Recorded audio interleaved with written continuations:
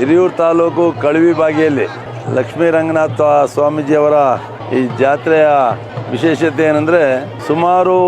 3-4 ಜಿಲ್ಲೆಯಿಂದ ಮತ್ತು ಪಕ್ಕದ ಆಂಧ್ರ ಪ್ರದೇಶದಿಂದನೂ ಕೂಡ ಇದಕ್ಕೆ ನಡ್ಕೊಂಡಿರ್ತಕ್ಕಂಥ ಭಕ್ತಾದಿಗಳು ವರ್ಷಕ್ಕೊಮ್ಮೆ ಬಂದು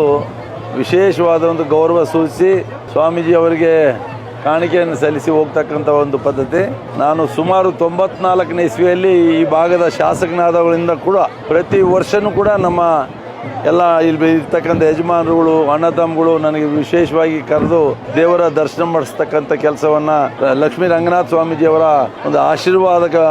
ಪಡೆಯೋದಕ್ಕೆ ಎಲ್ಲ ಅಣ್ಣ ತಮ್ಮಂದರು ಇಲ್ಲಿರ್ತಕ್ಕಂಥ ಎಲ್ಲ ಹಿರಿಯರು ನನಗೆ ಅವಕಾಶ ಮಾಡ್ತಾ ಇದ್ದಾರೆ. ನಿಜವಾಗ್ಲೂ ಕೂಡ ನಾನು ಇಷ್ಟು ಶಿಸ್ತುಬದ್ಧವಾಗಿ ಒಂದು ವ್ಯವಸ್ಥಿತವಾಗಿ ನಡೀತಕ್ಕಂಥ ಜಾತ್ರೆಯನ್ನು